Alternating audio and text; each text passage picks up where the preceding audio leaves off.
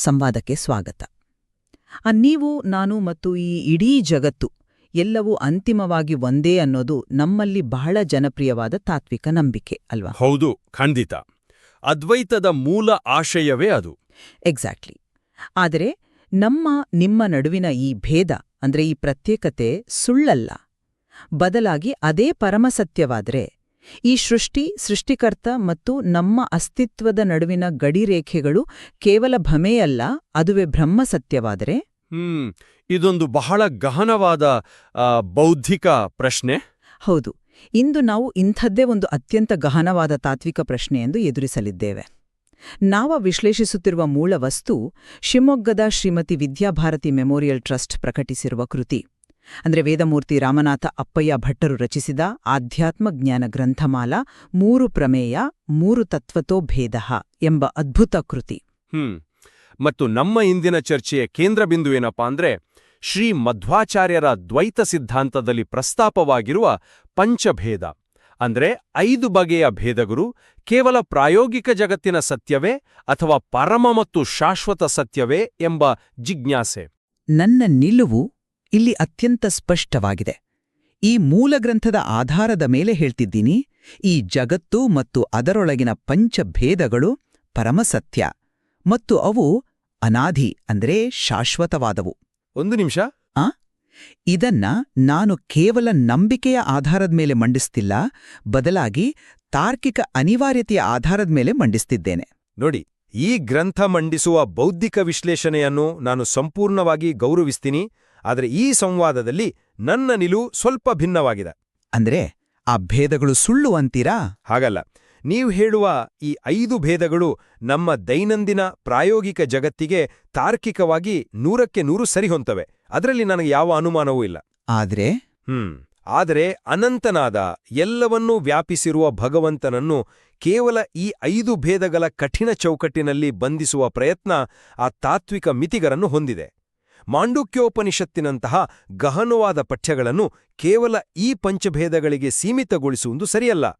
ಜಗತ್ತಿನ ವೈವಿಧ್ಯತೆಯನ್ನೇ ಅಂತಿಮ ಬ್ರಹ್ಮಜ್ಞಾನದ ಪರಮಸತ್ಯ ಅಂತ ನಿರ್ಧರಿಸುವುದನ್ನು ನಾವು ಖಂಡಿತ ಪ್ರಶ್ನಿಸಬೇಕು. ಸರಿ, ನಾವು ಆ ಪ್ರಶ್ನೆಗಳನ್ನ ಎದುರಿಸೋಣ. ಆದರೆ ಮೊದಲು ನಮ್ಮ ಕೇಳುಗರಿಗೆ ಈ ಪಂಚಭೇದಗಳು ಅಂದ್ರೆ ಏನು ಅನ್ನೋದನ್ನ ಸ್ವಲ್ಪ ಸರಳವಾಗಿ ಬಿಡಿಸಿಡೋಣ. ಹೌದು, ಅದು ಮುಖ್ಯ. ಈ ಕೃತಿಯು ಸ್ಪಷ್ಟಪಡಿಸುವಂತೆ ಶ್ರೀ ವ್ಯಾಸತೀರ್ಥರು ಒಗ್ಗೂಡಿಸಿದ 9 ಪ್ರಮೇಯಗಳಲ್ಲಿ ಹರಿಹಿ ಪರತರಹ ಅಂದ್ರೆ ಹರಿಯೇ ಸರ್ವೋತ್ತಮ ಎಂಬ ಮೊದಲ ಪ್ರಮೇಯ ಇದೆ ಅಲ್ವಾ? ಅದನ್ನ ಸಮರ್ಥಿಸಲು ಸತ್ಯಂ ಜಗತ್ ಮತ್ತು ತತ್ವತೋ ಭೇದ ಅಂದ್ರೆ ಭೇದವೇ ನಿಜ ಎಂಬ ಪ್ರಮೇಯಗಳು ಅತ್ಯಗತ್ಯ. ಅಂದ್ರೆ ಆ 5 ಭೇದಗಳು ಯಾವುವು ಅಂತ ವಿವರಿಸ್ತೀರಾ? ಖಂಡಿತ. ಮೊದಲನೆಯದು ಈಶ ಜೀವಭೇದ, ಭಗವಂತ ಮತ್ತು ನಮ್ಮಂತಹ ಜೀವಾತ್ಮರು ಬೇರೆ ಬೇರೆ. ಎರಡನೆಯದು ಈಶ ಜಡಭೇದ, ಭಗವಂತ ಮತ್ತು ಈ ಭೌತಿಕ ಪ್ರಕೃತಿ ಬೇರೆ. ಮೂರನೆಯದು ಜೀವಭೇದ, ಅಂದ್ರೆ ನಿಮ್ಮ ಅನುಭವಗಳು ನನ್ನದಾಗಲು ಸಾಧ್ಯವಿಲ್ಲ ಅನ್ನೋದಲ್ಮಾ? ಎಕ್ಸಾಕ್ಟ್ಲಿ. ನಿಮ್ಮ ನೋವು ನಲಿವುಗಳು ನನ್ನದಾಗಲೂ ಸಾಧ್ಯವಿಲ್ಲ, ನಾವಿಬ್ಬರು ಬೇರೆ ಬೇರೆ ಜೀವಾತ್ಮರು.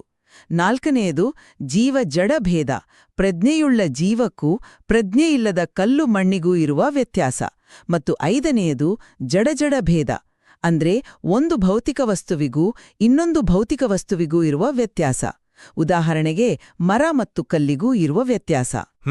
ಅರ್ಥವಾಯಿತು. ಈ 5 ಭೇದಗಳು ನಿಜವಲ್ಲದೆ ಹೋದ್ರೆ ಸೃಷ್ಟಿಯ ಅಸ್ತಿತ್ವವೇ ನಿರರ್ಥಕವಾಗುತ್ತೆ ಗೊತ್ತಾ? ಸೃಷ್ಟಿಕರ್ತ, ಸೃಷ್ಟಿಯಾದ ವಸ್ತು ಮತ್ತು ಅದರ ಹಿಂದಿನ ಉದ್ದೇಶ, ಈ 3 ಅಂತಿಮವಾಗಿ ಒಂದೇ ಆಗ್ಬಿಟ್ರೆ ಆಟವೂ ಇಲ್ಲ, ಆಟಗಾರನೂ ಇಲ್ಲದಂತಾಗತ್ತೆ. ನೀವು ವಿವರಿಸಿದ ಈ 5 ವಿಭಜನೆಗಳು ಭೌತಿಕ ಮತ್ತು ಪ್ರಾಯೋಗಿಕ ದೃಷ್ಟಿಯಿಂದ ಬಹಳ ನಿಖರವಾರಿವೆ. ಕಲ್ಲು ಮತ್ತು ಮರದ ನಡುವಿನ ಜಡ ಭೇದವನ್ನು ಯಾರೂ ನಿರಾಕರಿಸೋಕಾಗಲ್ಲ. ಆದ್ರೆ ವೇದಾಂತದ ಮೂಲ ಉದ್ದೇಶ ಕೇವಲ ವಸ್ತುಗಳನ್ನು ವರ್ಗೀಕರಿಸುವುದಲ್ಲ ಅಲ್ವಾ? ಬದಲಾಗಿ ಈ ವಿಭಜನೆಗಳನ್ನು ಮೀರಿ ನಿಲ್ಲುವ ಪರಮ ಸತ್ಯವನ್ನು ಹುಡುಕೋದು. ನಾವು ಪ್ರಾಯೋಗಿಕ ಸತ್ಯವನ್ನು ಅಂದ್ರೆ ವ್ಯಾವಹಾರಿಕ ಸತ್ಯ ಮತ್ತು ಅಂತಿಮ ತಾತ್ವಿಕ ಸತ್ಯವನ್ನು ಒಂದೇ ಅಂತ ಭಾವಿಸ್ತಿದ್ದೀವೆ ಅನ್ನೋದು ನನ್ನ ಆಕ್ಷೇಪ. ಅಂದ್ರೆ ನಿಮಗೆ ಈ ಭೇದಗಳು ಕೇವಲ ಟೆಂಪರರಿ ಅಂತ ಅನಿಸ್ತಾ? ಒಂದು ಉದಾಹರಣೆ ಕೊಡ್ತೀನಿ ನೋಡಿ. ಕನಸು ಕಾಣುತ್ತಿರುವಾಗ ಆ ಕನಸಿನ ಜಗತ್ತು, ಅಲ್ಲಿನ ಮರಗಳು, ಮನುಷ್ಯರು ಎಲ್ಲರೂ ನಮಗೆ ಬೇರೆ ಬೇರೆಯಾಗಿಯೇ ಕಾಣ್ತಾರೆ. ಅಲ್ಲಿ ಆ 5 ಭೇದಗಳು ಕೆಲಸ ಮಾಡ್ತಿರ್ತವೆ. ಆದ್ರೆ ನಾವು ಎಚ್ಚರವಾದಾಗ ಆ ಇಡೀ ಕನಸಿನ ಜಗತ್ತು ಕೇವಲ ನಮ್ಮದೇ ಮನಸ್ಸಿನ ಸೃಷ್ಟಿಯಾಗಿತ್ತು ಅನ್ನೋದು ನಮಗೆ ಅರಿವಾಗುತ್ತೆ. ಅದೇ ರೀತಿ ಈ ಪ್ರಾಯೋಗಿಕ ಜಗತ್ತಿನಲ್ಲಿ ಭೇದಗಳು ಸತ್ಯವಾಗಿ ಕಂಡ್ರೂ ಪರಮಾರ್ಥದ ದೃಷ್ಟಿಯಲ್ಲಿ ಆ ಬ್ರಹ್ಮಜ್ಞಾನದ ಹಂತದಲ್ಲಿ ಅವು ಕೇವಲ ಒಂದೇ ಮೂಲದ ಭಿನ್ನ ರೂಪಗಳಲ್ವೇ? ಆ ಕನಸಿನ ಉದಾಹರಣೆ ಕೇಳಕ್ ಚೆನ್ನಾಗಿದೆ. ಆದ್ರೆ ಮೂಲ ಗ್ರಂಥವು ಈ ರೀತಿಯ ವಾದಗಳನ್ನು ಭಾಷಿಕ ಮತ್ತು ತಾರ್ಕಿಕ ಆಧಾರಗಳ ಮೇಲೆ ಬಹಳ ಕಟುವಾಗಿ ನಿರಾಕರಿಸುತ್ತೆ. ಹೇಗೆ? ನಾವು ಮಾಂಡುಕ್ಯೋಪನಿಷತ್ತಿನ ಕಡೆಗೆ ಬರೋಣ. ಕೃತಿಯಲ್ಲಿ ಬಹಳ ಸ್ಪಷ್ಟವಾಗಿ ಪ್ರಪಂಚ ಎಂಬ ಪದವನ್ನು ವಿಶ್ಲೇಷಿಸಲಾಗಿದೆ. ನಾವು ಜಗತ್ತು ಅನ್ನೋ ಅರ್ಥದಲ್ಲಿ ಪ್ರಪಂಚ ಅಂತೀವಿ, ಹೌದಲ್ವಾ? ಹೌದು. ಆದರೆ ಈ ಪದದ ಮೂಲವೇನು?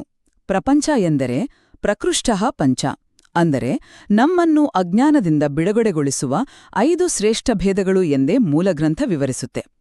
ಇದು ಕೇವಲ ಯಾವುದೋ ಒಂದು ಶಬ್ದಕೋಶದ ಅರ್ಥವಲ್ಲ. ಭಗವಂತನು ಈ 5 ಭೇದಗಳನ್ನು ಅರಿತಿದ್ದಾನೆ. ಜ್ಞಾನ ಸತ್ಯವಾಗಿರೋದ್ರಿಂದ ಆತನು ಅರಿತಿರುವ ಈ ಭೇದಗಳು ಶಾಶ್ವತ ಸತ್ಯವಾಗಿರಲೇಬೇಕು. ಈ ಭಾಷಿಕ ವಿಶ್ಲೇಷಣೆಯನ್ನು ನಾನು ಸ್ವಲ್ಪ ವಿಮರ್ಶಾತ್ಮಕವಾಗಿ ನೋಡ್ತೀನಿ. ಪ್ರಪಂಚ ಎಂಬ ಸಂಸ್ಕೃತ ಪದಕ್ಕೆ ಬಹಳ ವಿಸ್ತಾರವಾದ ಅರ್ಥಗಳಿದೆ. ಉಪನಿಷತ್ತುಗಳಲ್ಲಿ ಪಂಚೀಕರಣ ಎಂಬ ಪರಿಕಲ್ಪನೆ ಇದೆ. ಅಂದ್ರೆ ಪಂಚಭೂತಗಳು ಅಂತನಾ?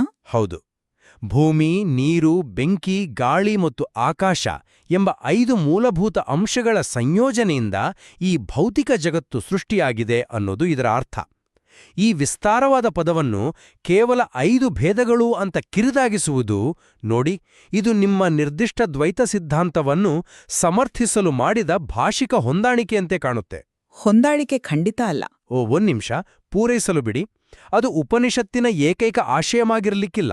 ಇನ್ನು ದೇವರ ಜ್ಞಾನ ಸುಳ್ಳಾಗುವ ವಿಚಾರಕ್ಕೆ ಬಂದ್ರೆ, ಭಗವಂತನು ಭೇದಗಳನ್ನು ಅರಿತಿದ್ದಾನೆ ಎನ್ನುವುದರ ಅರ್ಥ ಆತನು ಭ್ರಮೆಗೆ ಒಳಗಾಗಿದ್ದಾನೆ ಎಂದಲ್ಲ. ಮತ್ತೇನು? ನಿಯಮಗಳು ಆಟದ ಒಳಗಿರುವವರೆಗೆ ಸತ್ಯವೇ ಆಗಿರುತ್ತವೆ. ಭಗವಂತನಿಗೆ ಆಟದ ನಿಯಮಗಳೂ ಗೊತ್ತು ಮತ್ತು ಆಟದ ಹೊರಗಿರುವ ಪರಮ ಸತ್ಯವೂ ಗೊತ್ತು. ದೇವರು ಭೇದಗಳನ್ನು ಅರಿತಿದ್ದಾನೆ ಎಂದರೆ ಆ ಭೇದಗಳೇ ಅಂತಿಮ ಸತ್ಯ ಎಂದಾಗುವುದಿಲ್ಲ.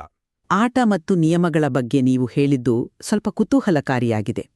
ಅದೇ ನಾನಿದನ್ನೊಂದು ಆಧುನಿಕ ಸಾದೃಶ್ಯದ ಮೂಲಕ ವಿವರಿಸಲು ಬಯಸ್ತೀನಿ. ಇದನ್ನೊಂದು ಕಂಪ್ಯೂಟರ್ ವ್ಯವಸ್ಥೆಯಂತೆ ಊಹಿಸಿಕೊಳ್ಳಿ. ಸರಿ. ಹಾರ್ಡ್ವೇರ್ ಎಂಬುದು ಜಡ, ಅದರಲ್ಲಿರುವ ಸಾಫ್ಟ್ವೇರ್ ಎಂಬುದು ಜೀವ, ಮತ್ತು ಅದನ್ನು ಬರೆದು ನಿಯಂತ್ರಿಸುವ ಪ್ರೋಗ್ರಾಮರ್ ಈಶ್ವರ. ಈಗ ನೀವು ಮೂಲಭೂತವಾಗಿ ಎಲ್ಲವೂ ಕೇವಲ ಎಲೆಕ್ಟ್ರಾನ್ಗಳು ಅಥವಾ ಶಕ್ತಿ ಮಾತ್ರ, ಹಾಗಾಗಿ ಹಾರ್ಡ್ವೇರ್, ಸಾಫ್ಟ್ವೇರ್ ಮತ್ತು ಪ್ರೋಗ್ರಾಮರ್ ಎಲ್ಲರೂ ಒಂದೇ ಅಂತ ವಾದಿಸಿದರೆ ಆ ಇಡೀ ವ್ಯವಸ್ಥೆಯೇ ಕುಸಿದುಬಿಡುತ್ತೆ. ಆದರೆ ಶಕ್ತಿ ಇಲ್ಲದೆ ಕಂಪ್ಲೀಟ್ ಮಾಡಲು ಬಿಡಿ. ಆ ವ್ಯವಸ್ಥೆಯ ಅರ್ಥಪೂರ್ಣ ಕಾರ್ಯಾಚರಣೆಗೆ ಈ ಭೇದಗಳೇ ಮೂಲಾಧಾರ. ಕೇವಲ ಆಟ ನಡೆಯುವಾಗ ಮಾತ್ರವಲ್ಲ, ಆಟದ ಅಸ್ತಿತ್ವಕ್ಕೆ ಪ್ರೋಗ್ರಾಮರ್ ಬೇರೆ, ಸಾಫ್ಟ್ವೇರ್ ಬೇರೆಯಾಗಿರಲೇಬೇಕು. ಒಂದು ವೇಳೆ ನೀವು ಹೇಳುವಂತೆ ಎಲ್ಲವೂ ಒಂದೇ ಆಗಿದ್ರೆ ಜೀವಿಗಳಿಗೆ ಇಷ್ಟೆಲ್ಲ ದುಃಖಗಳಿವೆಯಲ್ಲ, ಆ ನೋವು ದೇವರಿಗೂ ಅಂಟ್ಕೊಳ್ಬೇಕಲ್ವೇ? ದೇವರು ಮತ್ತು ನಾವು ಒಂದೇ ಆಗಿದ್ರೆ ನನ್ನ ನೋವು ದೇವರಿಗೆ ತಟ್ಟದೇ ಇರಲು ಹೇಗೆ ಸಾಧ್ಯ? ನಿಮ್ಮ ಕಂಪ್ಯೂಟರ್ ಉದಾಹರಣೆ ಅದ್ಭುತವಾಗಿದೆ. ಆದ್ರೆ ಆ ಉದಾಹರಣೆಯಲ್ಲೇ ನಿಮ್ಮ ವಾದದ ಒಂದು ದೊಡ್ಡ ಬಿರುಕು ಅಡಗಿದೆ ಅಂತ ನಾನು ಹೇಳ್ತೀನಿ. ಬಿರುಕ ಹೇಗೆ? ಹಾರ್ಡ್ವೇರ್, ಸಾಫ್ಟ್ವೇರ್ ಮತ್ತು ಪ್ರೋಗ್ರಾಮರ್ ಇವೆಲ್ಲವೂ ಭಿನ್ನವಾಗಿ ಕಾರ್ಯನಿರ್ವಹಿಸುತ್ತವೆ, ಒಪ್ಪುತ್ತೇನೆ. ಆದರೆ ಅವೆಲ್ಲವೂ ಅಸ್ತಿತ್ವದಲ್ಲಿರಲು ಮತ್ತು ಕೆಲಸ ಮಾಡಲು ವಿದ್ಯುತ್ ಅಂದ್ರೆ ಎಲೆಕ್ಟ್ರಿಸಿಟಿ ಅಥವಾ ಮೂಲಭೂತ ಶಕ್ತಿಯೊಂದರ ಅವಶ್ಯಕತೆ ಇದೆ ಅಲ್ವಾ? ಹೌದು, ಇದೆ. ವಿದ್ಯುತ್ ಇಲ್ಲದೆ ಹಾರ್ಡ್ವೇರ್ ಇಲ್ಲ, ಸಾಫ್ಟ್ವೇರ್ ಇಲ್ಲ, ಪ್ರೋಗ್ರಾಮರ್ ಬಳಸುವ ಪರದೆಯೂ ಇಲ್ಲ. ಆ ಲೆವೆಲ್ನಲ್ಲಿ ನೋಡಿದಾಗ ಅವೆಲ್ಲವೂ ಒಂದೇ ಶಕ್ತಿಯ ಮೇಲೆ ಸಂಪೂರ್ಣವಾಗಿ ಅವಲಂಬಿತವಾಗಿವೆ. ಅದನ್ನೇ ನಾವು ಅಭೇದ ಅಂತಿರೋದು. ಆದರೆ ನನ್ನ ಎರಡನೇ ಪ್ರಶ್ನೆಗೆ ನೀವು ಉತ್ತರಿಸಲಿಲ್ಲ. ಜೀವರ ದುಃಖ ದೇವರಿಗೆ ಏಕೆ ಅಂಟಿಕೊಳ್ಳುವುದಿಲ್ಲ? ಅದಕ್ಕೆ ಅದ್ವೈತ ದರ್ಶನವು ನೀಡುವ ಉತ್ತರ ಬಹಳ ಸರಳವಾಗಿದೆ. ಆಕಾಶದಲ್ಲಿರುವ ಸೂರ್ಯನ ಬೆಳಕು ಕೆಳಗಿರುವ ಮಲಿನವಾದ ನೀರು ತುಂಬಿದ 100 ಮಡಕೆಗಳಲ್ಲಿ ಪ್ರತಿಫಲಿಸ್ತಿರ್ತದೆ. ನೀರು ಕೊಳೆಯಾಗಿದ್ರೆ ಅಲ್ಲಿ ಕಾಣುವ ಸೂರ್ಯನ ಪ್ರತಿಬಿಂಬವೂ ಕೊಳೆಯಾದಂತೆ ಕಾಣುತ್ತೆ. ಜಲಚಂದ್ರ ನ್ಯಾಯ ಅಂತಾರಲ್ಲ, ಅದು. ಎಕ್ಸಾಕ್ಟ್ಲಿ. ಪ್ರತಿಬಿಂಬ ಅಲುಗಾಡದಂತೆ ಕಾಣುತ್ತೆ. ಆದ್ರೆ ಆ ಕೊಳೆ ಅಥವಾ ಅಲುಗಾಟ ಮೇಲಿರುವ ನೈಜ ಸೂರ್ಯನಿಗೆ ಅಂಟಿಕೊಳ್ಳುತ್ತದೆಯೇ? ಖಂಡಿತ ಇಲ್ಲ. ಅಂತೆಯೇ ಭಗವಂತನ ಪ್ರಜ್ಞೆಯು ಅಜ್ಞಾನದ ಉಪಾಧಿಗಳಲ್ಲಿ ಪ್ರತಿಫಲಿಸಿದಾಗ ಜೀವಾತ್ಮ ಎನಿಸಿಕೊಳ್ಳುತ್ತೆ. ಜೀವಿಯ ನೋವು ಆ ಪ್ರತಿಬಿಂಬಕ್ಕೆ ಸೀಮಿತವೇ ಹೊರತು ಪರಮಾತ್ಮನಿಗಲ್ಲ. ಕ್ಷಮಿಸಿ, ಆದರೆ ಆ ಸೂರ್ಯ ಮತ್ತು ಮಡಕೆಯ ನೀರಿನ ಉದಾಹರಣೆಯನ್ನು ಮೂಲ ಗ್ರಂಥವು ಅತ್ಯಂತ ಕಠುವಾಗಿ ಮತ್ತು ತಾರ್ಕಿಕವಾಗಿ ನಿರಾಕರಿಸುತ್ತೆ. ನೀವು ಕೊಟ್ಟ ಉದಾಹರಣೆಯಲ್ಲೇ ಪ್ರಾಬ್ಲಮ್ ಇದೆ ಗೊತ್ತಾ? ಏನ್ ಪ್ರಾಬ್ಲಮ್? ಮಡಕೆಯಲ್ಲಿರುವ ಪ್ರತಿಬಿಂಬಕ್ಕೆ ವಾಸ್ತವದಲ್ಲಿ ಯಾವುದೇ ನೋವು ಆಗುತ್ತಿಲ್ಲ. ನೀರು ಕೊಳೆಯಾದರೂ ಪ್ರತಿಬಿಂಬ ಕೊಳೆಯಾದಂತೆ ಕಾಣುತ್ತದೆಯೇ ಹೊರತು ಅಲ್ಲಿ ಯಾರಿಗೂ ಕಷ್ಟವಾಗುತ್ತಿಲ್ಲ. ಆದ್ರೆ ವಾಸ್ತವ ಜಗತ್ತಿನಲ್ಲಿ ನಮಗೆ ಅಂದ್ರೆ ಜೀವರಿಗೆ ನಿಜವಾಗಿಯೂ ನೋವಾಗುತ್ತಿದೆ. ಜೀವರ ದುಃಖ ಕೇವಲ ಒಂದು ಪ್ರತಿಬಿಂಬದ ಭ್ರಮೆಯಲ್ಲ, ಅದು ವಾಸ್ತವ ಅನುಭವ. ಅಂದ್ರೆ ನೀವು ನಿಮ್ಮ ವಾದದ ಪ್ರಕಾರ ಹೋದ್ರೆ ದುಃಖಪಡುತ್ತಿರುವ ನಾವು ಯಾರು? ನಾವು ಪರಮಾತ್ಮನೇ ಆಗಿದ್ರೆ ಪರಮಾತ್ಮನಿಗೆ ತನ್ನದೇ ಅಜ್ಞಾನದಿಂದ ತನ್ನದೇ ಪ್ರತಿಬಿಂಬದ ಮೇಲೆ ಭ್ರಮೆ ಹುಟ್ಟಿ ನೋವಾಗುತ್ತಿದೆ ಎಂದಾಗುತ್ತೆ. ಭಗವಂತನು ಸರ್ವಜ್ಞ. ಎಲ್ಲವನ್ನೂ ತಿಳಿದವನಿಗೆ ಅಜ್ಞಾನ ಅಥವಾ ಮಾಯೆ ಆವರಿಸಿಕೊಳ್ಳಲು ಹೇಗೆ ಸಾಧ್ಯ? ಈ ವಿರೋಧಾಭಾಸ ಅರ್ಥವಾಗುತ್ತೆ. ಇದು ಮೂಲಭೂತವಾದ ತಾತ್ವಿಕ ವಿರೋಧಾಭಾಸ. ವೇದಮೂರ್ತಿ ರಾಮನಾಥ ಅಪ್ಪಯ್ಯ ಭಟ್ಟರು ಸ್ಪಷ್ಟಪಡಿಸುವಂತೆ ಭೇದಗಳು ಯಾರೂ ಸೃಷ್ಟಿಸಿದ್ದಲ್ಲ, ಇವು ಕಲ್ಪಿತವೂ ಅಲ್ಲ. ಇವು ಅನಾದಿ ಅಂದ್ರೆ ಆದಿಯಿಲ್ಲದ ಶಾಶ್ವತ ಸತ್ಯಗಳು. ಜೀವ ಭೇದ ಸುಳ್ಳಾದರೆ ಒಬ್ಬನ ಸುಖ ದುಃಖಗಳು ಎಲ್ಲರಿಗೂ ಆಗಬೇಕು. ಪ್ರಾಯೋಗಿಕ ಜಗತ್ತಿನಲ್ಲಿ ನಾವು ಹಾಗೆ ಅನುಭವಿಸುತ್ತಿಲ್ವಾ? ನಾನು ಆ ತಾತ್ವಿಕ ವಿರೋಧಾಭಾಸವನ್ನು ಅರ್ಥ ಮಾಡಿಕೊಳ್ಳಬಲ್ಲೆ. ಮಧ್ವಾಚಾರ್ಯರ ತರ್ಕವು ದುಃಖ ಮತ್ತು ಕರ್ಮ ಸಿದ್ಧಾಂತವನ್ನು ವಿವರಿಸಲು ಅತ್ಯಂತ ಬಲವಾದ ಚೌಕಟ್ಟನ್ನು ಒದಗಿಸುತ್ತದೆ ಅನ್ನೋದನ್ನು ನಾನು ಒಪ್ಕೊಳ್ಳೇಬೇಕು. ಖಂಡಿತ. ಒಬ್ಬನ ಕರ್ಮದ ಫಲ ಇನ್ನೊಬ್ಬನಿಗೆ ಹೋಗಬಾರದು ಎಂದರೆ ಅಲ್ಲಿ ಜೀವ ಭೇದ ಇರಲೇಬೇಕು. ಆದರೆ ಈ ಭೇದಗಳನ್ನು ಶಾಶ್ವತ ಮತ್ತು ಅಂತಿಮ ಸತ್ಯ ಅಂದ್ರೆ ಅಲ್ಟಿಮೇಟ್ ರಿಯಾಲಿಟಿ ಅಂತ ಕರೆದಾಗ ಉದ್ಭವಿಸುವ ಮತ್ತೊಂದು ದೊಡ್ಡ ಸಮಸ್ಯೆಯ ಬಗ್ಗೆ ನಾನು ನಿಮ್ಮ ಗಮನ ಸೆಳೆಯುತ್ತೇನೆ. ಯಾವ ಸಮಸ್ಯೆ? ಇದೇ ಕೃತಿಯು ಉಲ್ಲೇಖಿಸುವ 7ನೇ ಪ್ರಮೇಯವನ್ನು ನಾವು ನೋಡೋಣ. ಅಮಲಾ ಭಕ್ತಿಶ್ಚ ತತ್ಸಾಧನಂ, ಅಂದರೆ ಶುದ್ಧ ಭಕ್ತಿಯೇ ಮುಕ್ತಿಗೆ ಸಾಧನ. ಈಗ ಭಕ್ತಿ ಎಂದರೇನು? ತಾರ್ಕಿಕವಾಗಿ ಬೇರೆಯಾಗಿರುವ ಭಗವಂತ ಮತ್ತು ಜೀವಿಯ ನಡುವೆ ಒಂದು ಭಾವನಾತ್ಮಕ ಸೇತುವೆಯನ್ನು ನಿರ್ಮಿಸುವುದು. ಸರಿ. ಭಕ್ತಿಯು ಜೀವ ಮತ್ತು ಈಶ್ವರನ ನಡುವಿನ ಅಂತರವನ್ನು ಅಳಿಸುವ ಪ್ರಕ್ರಿಯೆಯಾಗಿದೆ. ಹೀಗಿರುವಾಗ ಭೇದವನ್ನು ಅನಾದಿ ಮತ್ತು ಸದಾಕಾಲಕ್ಕೂ ಕಠಿಣವಾಗಿ ಪ್ರತ್ಯೇಕ ಅಂತ ಸಾಧಿಸಿದರೆ ಅದು ಭಕ್ತಿಯ ಮೂಲ ಉದ್ದೇಶವಾದ ಪರಮಾತ್ಮನೊಂದಿಗಿನ ಆಪ್ತತೆಗೆ ತಡೆಗೋಡೆಯಾಗುವುದಿಲ್ಲವೇ? ಭಕ್ತಿಯ ಅಂತಿಮ ಹಂತದಲ್ಲಿ ನಾನು ಮತ್ತು ನೀನು ಎಂಬ ಗಡಿಗಳು ಕರಗಿ ಹೋಗುತ್ತವೆ ಅಂತ ಅನೇಕ ಸಂತರು ಹೇಳಿದ್ದಾರಲ್ಲವೇ? ನೀವು ಭಕ್ತಿಯ ಬಗ್ಗೆ ಎತ್ತಿರುವ ಪ್ರಶ್ನೆ ಮೇಲ್ನೋಟಕ್ಕೆ ಭಾವುಕವಾಗಿ ಬಹಳ ಆಕರ್ಷಕವಾಗಿದೆ. ಆದರೆ ತಾತ್ವಿಕವಾಗಿ ಇಲ್ಲಿ ನಾವು ಸ್ವಲ್ಪ ಆಳಕ್ಕೆ ಇಳಿಯಬೇಕು. ಭಕ್ತಿ ಅಸ್ತಿತ್ವದಲ್ಲಿ ಇರಬೇಕಾದರೆ ಅಲ್ಲಿ ಕನಿಷ್ಠ 2 ಅಸ್ತಿತ್ವಗಳು ಇರಲೇಬೇಕಲ್ವೇ? ಒಬ್ಬ ಭಕ್ತ ಮತ್ತು ಒಬ್ಬ ಭಗವಂತ. ನೀವು ನಿಮ್ಮನ್ನೇ ಭಕ್ತಿಯಿಂದ ಆರಾಧಿಸಲು ಸಾಧ್ಯವಿಲ್ಲ. ಭಕ್ತಿಯ ಮೂಲ ಸ್ವರೂಪವೇ ಪರಮಾತ್ಮನ ಅಪಾರವಾದ ಶ್ರೇಷ್ಠತೆಯ ಅರಿವು. ಆ ಭಗವಂತ ನನಗಿಂತ ಅತ್ಯಂತ ಮಿಗಿಲಾದವನು ಎಂಬ ನಿರಂತರವಾದ ಜ್ಞಾನವೇ ಶುದ್ಧ ಭಕ್ತಿಯ ಅಡಿಪಾಯ. ಆದರೆ ಆ ಭಕ್ತಿ ಗಡಿಗಳನ್ನು ದಾಟುವುದಿಲ್ವೇ? ಮೂಲ ಗ್ರಂಥವು ವಿವರಿಸುವಂತೆ ಈಶ-ಜೀವ ಭೇದವು ಕೇವಲ ತಾತ್ಕಾಲಿಕವಲ್ಲ. ನೀವು ಹೇಳಿದಂತೆ ಗಡಿಗಳು ಕರಗಿ ಹೋಗಿ ನಾವೇ ದೇವರಾಗಿಬಿಟ್ರೆ ಅಲ್ಲಿ ಭಕ್ತಿಗೆ ಜಾಗವೆಲ್ಲಿದೆ? ಭಗವಂತ ನಿರ್ದುಷ್ಟ. ಆತನು ಸ್ವತಂತ್ರ ತತ್ವ, ಅಂದರೆ ಯಾರಿಗೂ ಅಧೀನವಲ್ಲದ ಪರಮಶಕ್ತಿ. ನಾವೆಲ್ಲರೂ ಪರತಂತ್ರ ತತ್ವಗಳು, ಭಗವಂತನ ಇಚ್ಛೆಯ ಮೇಲೆ ಅವಲಂಬಿತವಾಗಿರುವ ಜೀವಿಗಳು. ಅಂದ್ರೆ ಮುಕ್ತಿಯಲ್ಲೂ ದಾಸ್ಯಭಾವ ಇರುತ್ತೆ ಅಂತೀರಾ? ಹೌದು. ಈ ಮೂಲಭೂತ ಸ್ವರೂಪದ ಭೇದ ಎಂದಿಗೂ ಅಳಿಸಿ ಹೋಗುವುದಿಲ್ಲ. ಮುಕ್ತಿಯಲ್ಲೂ ಕೂಡ ಜೀವನು ಭಗವಂತನ ದಾಸನೇ ಆಗಿರುತ್ತಾನೆ. ಭೇದ ಸತ್ಯವಿಲ್ಲದೆ ಹೋದರೆ ಸಜ್ಜನರ ಉದ್ಧಾರವೇ ಇಲ್ಲ ಎಂಬುದು ಗ್ರಂಥದ ಸ್ಪಷ್ಟ ನಿಲುವು. ದಾಸ್ಯಭಾವದ ಕಲ್ಪನೆಯನ್ನು ನಾನು ಒಪ್ಪುತ್ತೇನೆ. ಭಕ್ತಿಯ ಮಾರ್ಗದಲ್ಲಿ ಅದು ಅತ್ಯಂತ ಸುಂದರವಾದ ನಿಲುವು. ಆದರೆ ಉಪನಿಷತ್ತುಗಳ ವಿಶಾಲ ಆಶಯದ ಕಡೆಗೆ ನಾವು ಹಿಂದಿರುಗಬೇಕಾಗುತ್ತೆ. ಛಾಂದೋಗ್ಯ ಉಪನಿಷತ್ತಿನಲ್ಲಿ ಬರುವ ಏಕಮೇವ ಅದ್ವಿತೀಯಂ, ಅಂದರೆ ಅವನೊಬ್ಬನೇ, ಎರಡನೆಯವನಿಲ್ಲ ಎಂಬಂತಹ ಘೋಷವಾಕ್ಯಗಳನ್ನು ನಾವು ಹೇಗೆ ಅರ್ಥೈಸಿಕೊಳ್ಳಬೇಕು? ಪಂಚಭೇದಗಳು ಸಂಪೂರ್ಣ ಸತ್ಯ ಅಂತ ಒಪ್ಪಿಕೊಂಡ್ರೆ ಆ ಭೇದಗಳು ಭಗವಂತನಿಂದ ಸ್ವತಂತ್ರವಾದ ಸಮಾನಾಂತರ ಸತ್ಯಗಳಾಗುತ್ತವೆಯಾ? ಭಗವಂತನು ಎಲ್ಲದರಲ್ಲೂ ಇದ್ದಾನೆ ಎಂದಾದರೆ ಆತ ಮತ್ತು ವಸ್ತುವಿನ ನಡುವೆ ಕಲ್ಲಿನ ಗೋಡೆಯಂತಹ ಸಂಪೂರ್ಣ ಪ್ರತ್ಯೇಕತೆಯನ್ನು ನಿರ್ಮಿಸುವುದು ಹೇಗೆ ಸಾಧ್ಯ? ಇಲ್ಲಿ ನೀವು ಆ ಏಕಮೇವ ಅದ್ವಿತೀಯಂ ಅನ್ನೋದನ್ನೇ ಸ್ವಲ್ಪ ತಪ್ಪಾಗಿ ಗ್ರಹಿಸ್ತಿದ್ದೀರಿ. ಹೇಗೆ? ಮೂಲ ಗ್ರಂಥವು ಇದರ ಬಗ್ಗೆಯೂ ಬೆಳಕು ಚೆಲ್ಲುತ್ತದೆ. ದ್ವೈತ ಸಿದ್ಧಾಂತದಲ್ಲಿ ಸ್ವತಂತ್ರ ಮತ್ತು ಪರತಂತ್ರ ತತ್ವಗಳ ವ್ಯತ್ಯಾಸವನ್ನೇ ಇದಕ್ಕಾಗಿ ಬಳಸಲಾಗಿದೆ. ಹರಿಯೊಬ್ಬನೇ ಸ್ವತಂತ್ರ ತತ್ವ. ಆ ಅರ್ಥದಲ್ಲಿ ಆತ ಏಕಮೇವ ಅದ್ವಿತೀಯಂ. ಆತನಿಗೆ ಸರಿಸಮಾನರಾದ, ಆತನಂತೆ ಸ್ವತಂತ್ರವಾದ ಮತ್ತೊಂದು ಶಕ್ತಿ ಈ ಜಗತ್ತಿನಲ್ಲಿಲ್ಲ. ಸರಿ. ಉಳಿದ ಎಲ್ಲವೂ ಅವನ ಅಧೀನದಲ್ಲಿರುವ ಪರತಂತ್ರ ತತ್ವಗಳು. ಜಗತ್ತು ಸತ್ಯ ಮತ್ತು ಭೇದ ಸತ್ಯ ಅಂದ್ರೆ ಅವು ಭಗವಂತನಿಗೆ ಪ್ರತಿಸ್ಪರ್ಧಿಗಳು ಎಂದರ್ಥವಲ್ಲ. ಉದಾಹರಣೆಗೆ, ನೀವು ನಿರ್ಮಿಸಿದ ಮನೆಯನ್ನು ಸತ್ಯ ಅಂತ ಒಪ್ಕೊಂಡ್ರೆ ಆ ಮನೆ ನಿಮ್ಮ ಅಸ್ತಿತ್ವಕ್ಕೆ ಪ್ರತಿಸ್ಪರ್ಧಿಯಾಗುತ್ತದೆಯೇ? ಇಲ್ಲ. ಬದಲಾಗಿ ಅದು ನಿಮ್ಮ ಸೃಷ್ಟಿ ಸಾಮರ್ಥ್ಯದ ನೈಜ ಕುರುಹಾಗುತ್ತದೆ, ಹೌದಲ್ವಾ? ಭಗವಂತನ ಅದ್ಭುತವಾದ ನೈಜವಾದ ಸೃಷ್ಟಿಯನ್ನು ಮಿಥ್ಯ ಅಂತ ಕರೆಯೋದು ವಾಸ್ತವದಲ್ಲಿ ಭಗವಂತನ ಸೃಷ್ಟಿ ಸಾಮರ್ಥ್ಯವನ್ನೇ ಕೀಳಾಗಿಸಿದಂತೆ ಆಗುತ್ತೆ. ಇನ್ನು ಭಗವಂತ ಎಲ್ಲೆಲ್ಲೂ ಇದ್ದಾನೆ ಎನ್ನುವುದರ ಬಗ್ಗೆ ಹೇಳೋದಾದ್ರೆ, ಆಕಾಶವೂ ಕೋಣೆಯ ಒಳಗೂ ಇದೆ, ಹೊರಗೂ ಇದೆ, ಮಡಕೆಯ ಒಳಗೂ ಇದೆ. ಆದ್ರೆ ಆಕಾಶವೇ ಮಡಕೆ ಅಲ್ಲ. ಮಡಕೆ ಬೇರೆ, ಆಕಾಶ ಬೇರೆ. ಎಕ್ಸಾಕ್ಟ್ಲಿ. ಜ್ಞಾನವು ವಸ್ತುಗಳ ನೈಜ ಸ್ವರೂಪವನ್ನು ತೋರಿಸಬೇಕೇ ಹೊರತು ಇರುವ ವಸ್ತುಗಳನ್ನು ಇಲ್ಲವಾಗಿಸಬಾರದು. ಜ್ಞಾನವು ವಸ್ತುಗಳನ್ನು ಇಲ್ಲವಾಗಿಸುವುದಿಲ್ಲ ಎಂಬ ನಿಮ್ಮ ಮಾತು ಅತ್ಯಂತ ಸೂಕ್ತವಾಗಿದೆ. ಆದರೆ ಜ್ಞಾನವು ಆ ವಸ್ತುಗಳನ್ನು ನಾವು ಗ್ರಹಿಸುವ ವಿಧಾನವನ್ನು ಮೂಲಭೂತವಾಗಿ ಬದಲಾಯಿಸುತ್ತೆ. ನಾನೊಂದು ಸಣ್ಣ ಉದಾಹರಣೆ ಕೊಡ್ತೀನಿ. ಖಂಡಿತ, ಹೇಳಿ. ನೀವು ಒಂದು ಮರದ ಮೇಜನ್ನು ನೋಡುತ್ತಿರುವಿರಿ ಅನ್ಕೊಳ್ಳಿ. ಒಬ್ಬ ಬಡಗಿಗೆ ಅದು ಕೇವಲ ಒಂದು ಮರದ ತುಂಡು. ಅದರ ವಿನ್ಯಾಸ ಮತ್ತು ಅದು ಬೇರೆ ವಸ್ತುಗಳಿಗಿಂತ ಹೇಗೆ ಭಿನ್ನವಾಗಿದೆ ಎಂಬುದು ಅವನಿಗೆ ಮುಖ್ಯ. ಆ ಮೇಜು ಮಿಥ್ಯೆಯಲ್ಲ, ಅದು ಸತ್ಯ. ಸರಿ. ಆದ್ರೆ ಅದೇ ಮೇಜನ್ನು ಒಬ್ಬ ಭೌತವಿಜ್ಞಾನಿ ಅಂದ್ರೆ ಫಿಸಿಸಿಸ್ಟ್ ನೋಡಿದಾಗ ಆತನಿಗೆ ಅಲ್ಲಿ ಮರದ ಬದಲಾಗಿ ಕೇವಲ ಚಲಿಸುತ್ತಿರುವ ಅಣುಗಳ ಸಮೂಹ ಮಾತ್ರ ಕಾಣುತ್ತೆ.